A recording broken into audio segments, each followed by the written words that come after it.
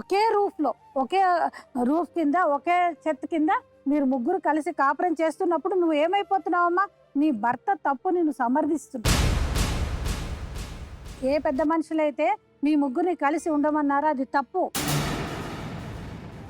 అది తప్పు కనుక నీకు ఏ అవకాశం పోయిందంటే నీ భర్త మీద నువ్వు ఒక కంప్లైంట్ రెండో పెళ్లి చేసుకున్నాడనో లేకపోతే వేరే ఆవిడతోటి వెళ్ళిపోయాడనో చెప్పుకునే అవకాశం ఒకటి మాత్రం పోగొట్టుకున్నావా లేదా? కానీ స్టిల్ ఇప్పుడు మాత్రం నేను ఆ అమ్మాయిని ఏమాత్రం బాధ పెట్టినా కూడా సార్ ఆవిడికి లా పరంగా నువ్వు కేసు కూడా వేయచ్చు. అంటే ఇక్కడ ఒక పెద్ద ప్రశ్న ఏంటంటే ఎవరు ఇప్పుడు భార్య ఎవరు కాదు అంటే, ఎందుకంటే నీలాగే నీది మైనర్, నువ్వు చిన్నతనంలో పెళ్లి చేసుకున్నావు కనుక ఆ మ్యారేజ్ని నువ్వు గుర్తిస్తేనే నీది మ్యారేజ్ కిందకి అవుతుంది. అంతేకాని లా పరంగా మీ ఇద్దరు భార్యాభర్తలు అని చెప్పే అధికారము మాకెవరికి లేదు. ఎందుకంటే మీరు మైనర్ పెళ్లి కనుక. కానీ ఈమెకు మాత్రం ఎట్టి పరిస్థితుల్లోనమ్మా నిన్నేమి మోసపూరితంగా తీసుకురాలేదు. నీకు తెలిసి రొంపిలో దిగావు కనుక నీకు రక్షణ అంటూ అనేది ఏముండదమ్మా.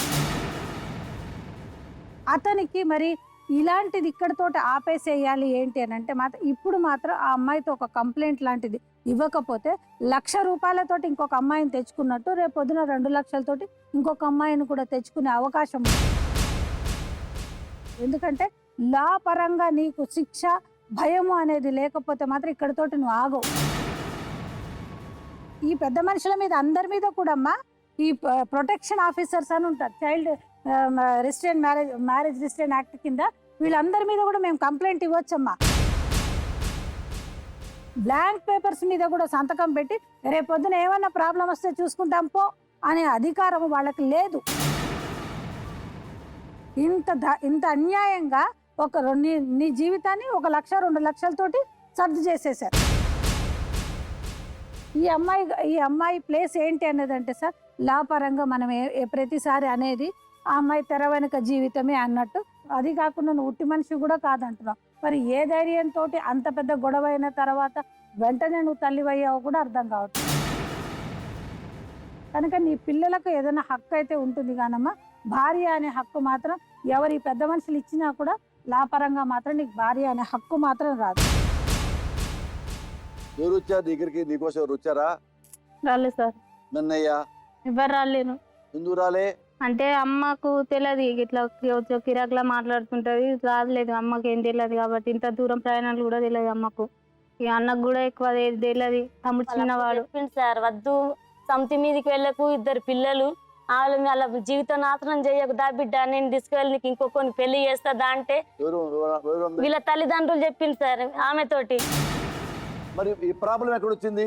ఆమెనే నన్ను తిడుతుంది, నన్ను మళ్ళా నువ్వు ఎందుకు పిల్లలు లేని ఎందుకుంటావే, నువ్వు ఎందుకు ఉండాలి, మా ఇంటి దగ్గర నీకు ఎవరు దొరుకుతలేడా ఆయన నీకు నామగడే ఉన్నాడా, వెళ్ళిపో మీ ఇంటికి, పిల్లలు కానీ ఎట్లుంటుంది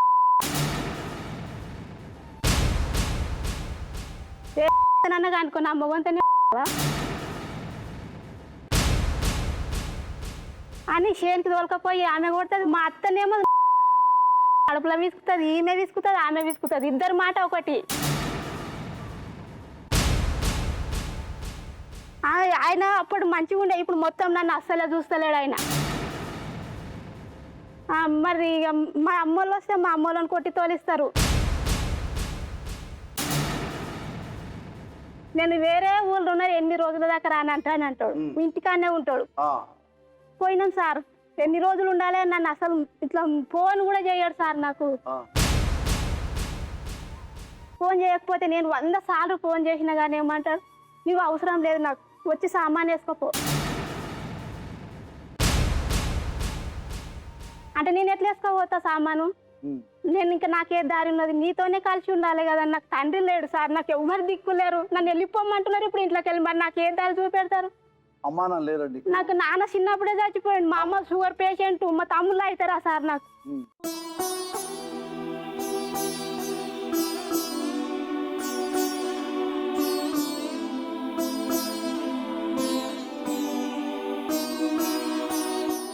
మరి నేను సంవత్సరం ఉంటే ఒక్కసారి అని వచ్చి ఫోన్ చేసి రా అంటే నేను పోతుంటే కదా, అట్లా చేయడు, చేస్తే తిడతాడు. ఆమె గుంజుకొని ఫోన్ ఎందుకు వస్తాయి, నువ్వెందుకు వస్తావే?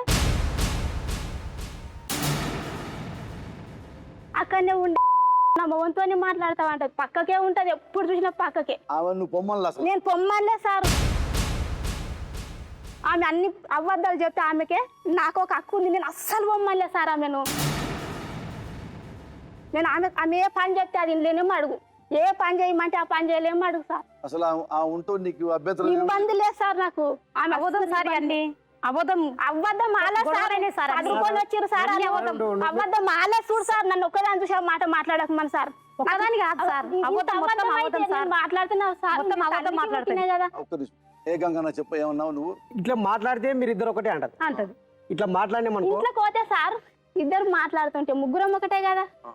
నువ్వెందుకు వచ్చినావు, మా ముచ్చట్లని నీకు వచ్చినావు అని ఇద్దరు నన్ను అంటారు సార్. నేను 10-1 గంట అయినా మా అత్త దగ్గర టీవీ ఇంట్లోనే కూర్చోవాలి. ఆమె వచ్చినాక నేను పోయి ఆయన దగ్గర పెళ్లి తనేగా చేసింది, తనే చేసి ఇప్పుడు ఇట్లా బాధ పెడుతుంది కదా సార్. అంటుంది కదా సార్. నువ్వు ఎప్పుడు వాళ్ళని కొట్టలా? ఎవరు నేను ఎందుకు కొట్టా సార్? నువ్వు మెక్క ఏం కొట్టలే. మా అమ్మాయి ఆమెనే కొట్టింది సార్, నన్ను కొట్టింది. మొన్న రాయి తీసుకొని కొట్టింది సార్. కొట్టలే. మా అక్క కొట్టలేదు, పోయి జుట్టు వెనకలు పట్టి కొట్టింది మా అక్కయ్య. అప్పుడు ఇద్దరు పట్టుకున్నారు సార్. ఏనన్నా నాయి ఇంటికి బట్టి రాయి తీసుకొని కొట్టింది సార్. కొట్టలేదు సార్, అవ్వద్దాలు సార్. నిన్నే కొట్టింది. నన్నే కొట్టింది సార్. నిన్ను మాట్లాడిగానా? మరి నువ్వు ఆ అమ్మ మెక్కనే కొట్టింది జుట్టు పట్టుకొని అందు నిజమే అంత కుద్దాం. కానీ నువ్వు పుట్టింటికి వెళ్ళి సంవత్సరం దాకా రాకుండా అక్కడే ఎందుకున్నావు? 15 నెలలు సార్. ఆయన రాలేడు సార్. నా వస్తా అంటే 10 మందిని తోలుకొని అంటే పోయిన సార్. అప్పుడు ఎప్పుడు సంక్రాంతి కన్నా ముందు సంవత్సరం 15 నెలలు అయింది సార్. ఉండొద్దు అంటే వాళ్ళు గొడవలు పెట్టుకున్నారు సార్. కొట్టింది తోలుకపోయి కొట్టింది సార్. నువ్వు ఉండొద్దు ఇడంట. నన్ను అడుగుతావు సార్, చెప్పు. పోయినాక ఇట్లా దవాఖాన తిరిగి ఆట వచ్చింది సార్. కాదు, లావణ్య పుట్టింటికి నువ్వు పంపించావా, తనే వెళ్ళిందా? నేను పంపించిన సార్. ఎందుకు పంపించావు? దవాఖానకు చూపెడతాం మేమని వికారాబాద్ నేను చూపెట్టి చాలా అయింది సార్. నేను చూపించా మీరు చూపియండి, నేను ఎంత డబ్బు కానీ నేను ఇస్తా ఆమెకు మంచిగా అయితే అని అయితే ఇలా అమ్మ ఇలా బాగా వచ్చి తొలకపోయారు సార్. వచ్చినాక శివరాత్రి వెళ్ళిపోయినాక ఇంటికి రమ్మని శివరాత్రి వెళ్ళినాక సార్ నేను రమ్మాట చెప్తే నేను రానా అంట సార్. రానలేదు సార్, అవి చేయలేదు నాకు ఫోన్. అబద్ధం. ఇక దానికి ఏం మాట్లాడతాం సార్? అబద్ధం అబద్ధం మాట్లాడినాక ఏం చేస్తాం సార్? కాదు, ఎందుకు రానుంది చెప్పింది ఏమన్నా కారణం ఏంటంటే ఇదే, ఆమె గొడవ పెడుతుంది, ఈమె మీద బొంకుడు పెట్టింది, ఈమె కొడుతుంది తిడుతుంది ఇట్లా అట్లా అని ఈమె మీద చెప్తుంది. అమ్మా అలా ఆమె అందన్నావు, ఆమె అసలు నేను అనలేదని చెప్తుంది. ఇకేమో సార్, ఆమె అబద్ధాలు ఎక్కువ నా మీద చాలా చెప్పాను. నేను కొట్టిపిస్తా సార్ నన్ను. సారు ఆమె ఉన్నది మా ఊరే సార్. వేరే మాటలు మాట్లాడితే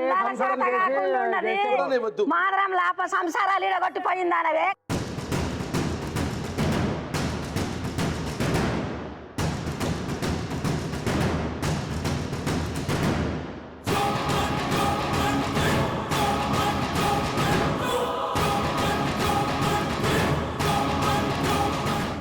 ఇంత తిట్టుకున్నా ఇక్కడ నాగరికి ముందు రావటం సహనం లేనప్పుడు నీ కాపురం వద్దు నీకు. ఇప్పుడు వీళ్ళు ముగ్గురు కలుసుకుంటే సంతోషంగా ఉంటారని నమ్మకం ఉందా? లేదు అది లేనందుకే మేమిద్దరం మాట్లాడినా అనుకుంటా సార్. శివుని మీద ఒకటి చెప్తున్నా. అట్లా అనుమానంకి మేము సంసారం ఎట్లా చేయాలి సార్? ఆమె నన్ను చచ్చిపోతుంది, నన్ను చంపుతుంది సార్. నాడు బాయిల వాడికినే పోయింది.